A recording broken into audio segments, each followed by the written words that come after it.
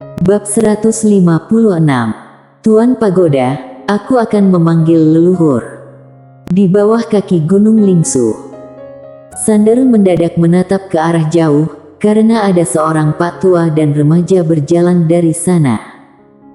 Orang yang datang adalah tetua pertama Tanah Suci Lingsu dan Andika. Melihat mereka berdua, Mile langsung tersenyum. Andika sudah melambaikan tangannya dari kejauhan dan tersenyum berkata, "Kak Ye, kamu benaran datang." Sander tersenyum berkata, "Aku sudah bilang mau datang bertamu." Setelah itu, Sander diam sejenak barulah lanjut berkata, "Tidak membawa masalah untuk kalian, kan?" Tetua pertama menggelengkan kepala dan berkata dengan nada sedikit tidak senang, "Jangan berkata demikian. Tuan Ye, ikuti aku." Setelah itu, tetua pertama membawa Sander dan Andika menuju ke puncak gunung. Di perjalanan, tetua pertama tersenyum berkata, "Tuan Ye, kali ini kamu ke sini hanya jalan-jalan, atau?" Sander langsung menjawab, "Aku ingin meminta bantuan dari Tanah Suci Lingsu, apa boleh?" Andika melirik Sander sekilas dan diam tak berkata, tetapi dalam hati sangatlah kaget karena Sander begitu terus terang. Tetua pertama memandang Sander dan berkata, "Boleh. Tapi, kamu harus memberikan alasan kenapa kami harus mendukungmu." Sander diam saja.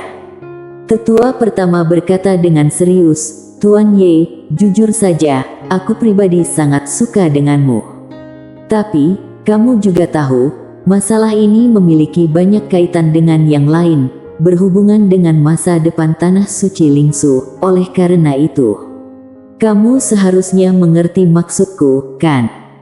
Sander menganggukkan kepalanya dan berkata, "Aku mengerti." Selama percakapan, mereka bertiga sudah tiba di aula utama. Pada saat ini, semua orang yang berada di aula memandang ke arah Sander. Saat memandang Sander, ada sebagian tetua yang menganggukkan kepalanya. Seorang kultivator pedang yang berusia muda.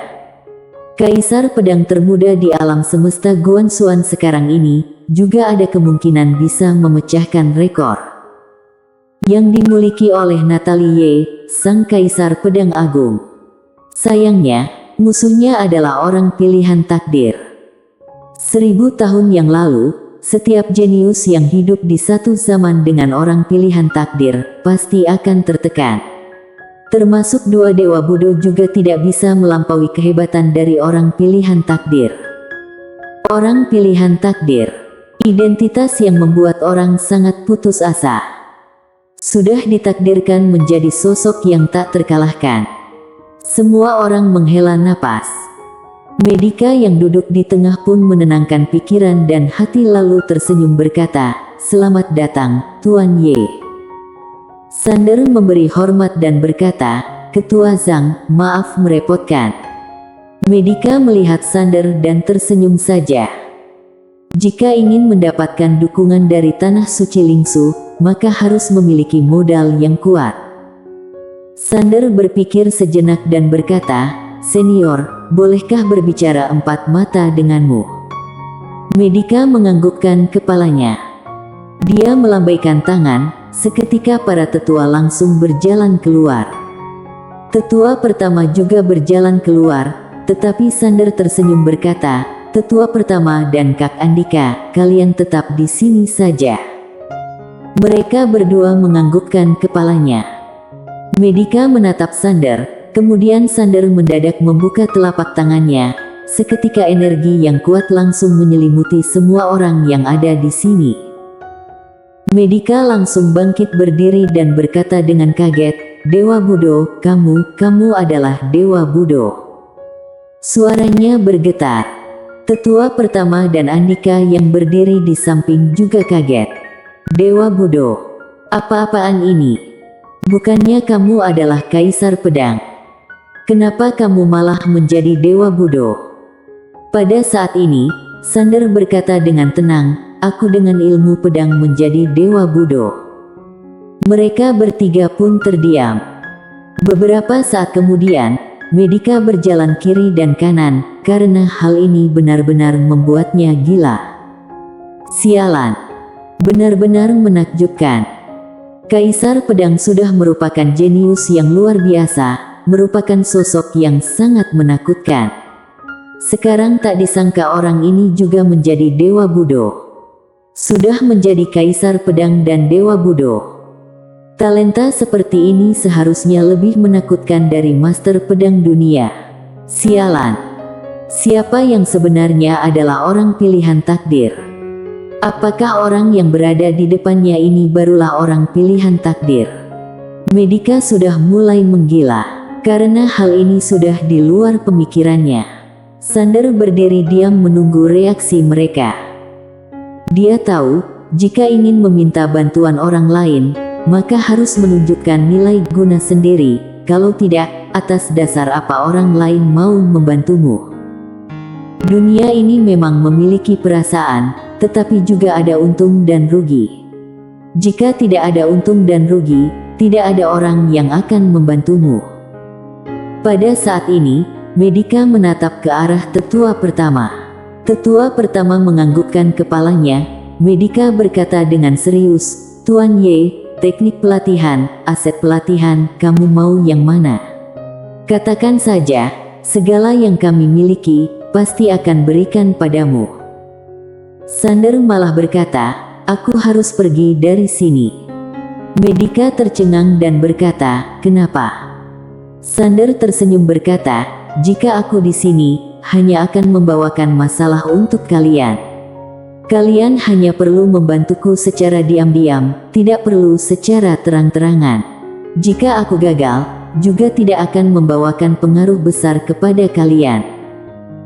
Saat mendengar perkataan ini, ekspresi wajah Medika langsung bercampur aduk. Sama seperti yang dikatakan tetua pertama, remaja ini memang sangat baik dan bisa dijadikan teman. Sander lanjut berkata, "Aku datang ke dataran tengah negara es. Masalah paling besar adalah tidak memiliki tempat pelatihan. Paviliun Xianbao sudah memasukkanku dalam daftar hitam, jadi..." Medika langsung berkata, "Tanah Suci Lingsu bersedia menyiapkan tempat untukmu." Sander langsung memberi hormat dan berkata, "Terima kasih banyak." Medika berkata, "Tetua pertama, bawa Tuan Ye ke tanah leluhur." Tanah leluhur. Tetua pertama sedikit tercengang, dia tidak menyangka ketua sekte akan begitu lapang dada, tetapi dia juga segera menganggukkan kepalanya dan berkata, "Baik. Tuan Ye, silakan ikut aku." Usai berkata, dia membawa Sander berjalan keluar. Di dalam aula, Andika berkata dengan serius, "Ayah, Tuan Ye ini benar-benar menakutkan sekali." Medika menganggukkan kepalanya dan berkata, "Lia, benar-benar sangat menakutkan. Jika identitasnya sebagai Dewa Budo tersebar keluar, pasti akan menggemparkan alam semesta Guanxuan." Andika tersenyum berkata, "Ayah, musuh Kak Ye adalah orang pilihan takdir." Medika diam sejenak dan berkata, "Sialan. Memang kenapa menjadi orang pilihan takdir? Aku sudah hidup tenang seumur hidup ini, kali ini akan mencoba taruhan, jika menang maka tanah suci Lingsu akan berkembang pesat. Papan namaku akan diletakkan di posisi tengah, keturunan keluarga Zhang hanya akan mengenal kakek leluhur Medika." Andika bertanya, "Bagaimana jika taruhan kalah?" Medika berkata dengan tenang, "Tidak perlu tunggu lagi. Sekarang papan namaku langsung berada di geraha leluhur. Lalu, kakek leluhur Medika akan menjadi si bodoh Medika." Andika terdiam. Tetua pertama membawa Sander ke gunung belakang, lalu ada sebuah kuburan di depan Sander. Saat sampai di tempat ini, Sander langsung merasakan energi spiritual yang kuat. Tetua pertama berkata, "Tuan Ye, ini adalah tanah leluhur tanah suci Lingsu, juga merupakan tempat pewarisan tanah suci Lingsu. Demi perkembangan tanah suci Lingsu, nenek moyang meninggalkan warisan di tempat ini, hanya murid utama yang boleh masuk ke sini." Dalam generasi Tanah Suci Lingsu sangat jarang ada kultivator pedang, tapi juga ada beberapa, maka itu, kemungkinan tidak ada bantuan yang besar bagi ilmu pedang Tuan Ye, namun seharusnya bisa membantu dalam peningkatan ranah bagi Tuan Ye. Setelah itu, tetua pertama diam sejenak dan lanjut berkata, tapi, berapa besar hasil yang didapatkan, semua tergantung diri sendiri. Sander menganggukkan kepalanya dan berkata, terima kasih. Tetua pertama tersenyum tipis dan berkata, sama-sama. Setelah itu, dia pun berhenti dan berkata, Tuan Ye, silakan masuk. Sander menganggukkan kepalanya, lalu berjalan ke tengah kuburan dan melihat sekitar tanpa berbicara. Pada saat ini, tiba-tiba muncul seorang pria paruh-baya di depan Sander. Dia melihat Sander sekilas dan berkata, Kaisar Pedang. Tidak, calon Kaisar Pedang Agung.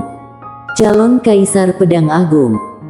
Saat mendengar perkataan ini, kuburan yang ada di sekitar langsung bergetar kuat, lalu muncul ratusan arwah dari dalamnya. Saat melihat adegan ini, tetua pertama yang berdiri di kejauhan langsung tercengang. Ada ratusan leluhur yang keluar. Saat Andika datang ke sini, juga hanya ada 100 lebih leluhur yang muncul. Namun, saat Sander datang, tak disangka ada ratusan leluhur yang keluar.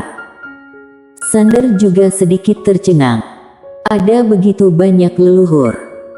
Sander menghela napas, sekte besar seperti ini memang luar biasa, ada begitu banyak leluhur yang mendukung, asalkan bukan generasi muda yang bodoh, maka sekte ini akan semakin lama semakin kuat. Seolah-olah teringat sesuatu, Sander bertanya dalam hati, Tuan Pagoda, nenek moyangku banyak tidak? Pagoda kecil berkata, tidak banyak. Yang masih hidup lalu ditambah dengan ayahmu, hanya ada 2. Sander menggelengkan kepalanya, keluarga kami benar-benar sepi sekali. Hanya ada 2, jika kedepannya aku bertarung dengan orang lain, beradu leluhur, bukannya aku akan babak belur. Pagoda kecil diam saja. Dasar bocah bodoh. Aku juga tidak tahu harus bagaimana menjelaskannya. 2 leluhurmu ini keluar, sudah merupakan sosok tak terkalahkan. Pada saat ini, pria paruh-baya yang berada di depan Sander mendadak berkata dengan bahagia, calon Kaisar Pedang Agung, tak kusangka seorang calon Kaisar Pedang. Keluarga Zhang akan bangkit, haha. Tidak. Pada saat ini, seorang Pak Tua mendadak berjalan maju, dia langsung menarik tangannya Sander dan berkata dengan nada gemetar, kenapa aku merasa sedikit aura Dewa Budo dalam tubuhmu? Aura Dewa Budo. Sander merenung sejenak, kemudian melangkah maju. Seketika, energi Dewa Budo langsung memancar keluar. Saat energi Dewa Budo keluar, semua arwah yang ada langsung berdiri diam di tempat. Pak Tua itu berkata dengan nada gemetaran, Kaisar Pedang, Dewa Budo, waduh. Pada saat ini, semua kuburan yang ada di sekitar serentak bergetar, lalu ratusan arwah langsung melayang keluar. Hingga saat ini, hanya ada 1 buah kuburan yang tidak bergetar, sisa lainnya sudah keluar. Kaisar Pedang, Dewa Budo. Semua arwah menatap ke arah Sander, tatapan mereka sangatlah tidak percaya. Seorang Kaisar Pedang saja sudah sangat menakjubkan, sekarang orang ini bukan hanya seorang Kaisar Pedang, juga merupakan seorang Dewa Budo. Selama ini tidak pernah muncul orang yang menjadi Kaisar Pedang dan Dewa Budo secara bersamaan. Setelah kaget, sekelompok arwah ini mulai semangat dan berbahagia. Pada saat ini, terdengar suara yang sangat dingin dari kuburan yang tidak bergetar ini, apa yang kalian bahagiakan? Dia bukanlah keturunan dari keluarga Zhang. Saat mendengar perkataan ini, semua orang serentak tercengang, mereka mulai melihat Sander dan seketika ekspresi wajah langsung berubah menjadi sangat masam. Bukan keturunan dari keluarga Zhang. Waduh. Jangan bercanda dengan kami dong. Sander menatap ke arah kuburan yang tadi bersuara. Pada saat ini, kuburan itu bergetar, lalu muncul seorang wanita memakai gaun panjang. Wanita ini sangat tinggi, lalu cantik, hanya saja tatapan mata sangatlah judes. Saat melihat wanita ini, sekelompok arwah langsung membuka jalan untuknya. Wanita itu berjalan ke hadapan Sander. Dia menatap Sander dan berkata, "Berikan aku satu penjelasan." Sander merenung sejenak dan berkata, "Aku dan Andika adalah teman baik." Wanita itu diam sejenak dan berkata, "Mereka ingin mendukungmu." Sander menganggukkan kepalanya. Wanita itu memandang Sander dan berkata, "Siapa musuhmu?" Sander berkata dengan tenang, "Orang pilihan takdir." Saat mendengar jawaban ini, semua arwah langsung terdiam. Tidak lama kemudian, ekspresi wajah para arwah langsung berubah menjadi aneh. Tak disangka musuh dari remaja ini adalah orang pilihan takdir zaman ini. Wanita itu memandang Sander dan berkata, "Orang pilihan takdir sebelumnya adalah Master Pedang Dunia, apa kamu tahu?" Sander menganggukkan kepalanya dan berkata, "Aku tahu." Wanita itu menatap Sander dan berkata, "Kamu yakin?" Sander menatap wanita itu dan berkata, "Sampai dengan sekarang, aku tidak pernah kalah dalam pertarungan sesama tingkatan. Juga tidak takut berhadapan dengan musuh yang memiliki 10 tingkatan di atasku." Semua orang terdiam. Bersambung.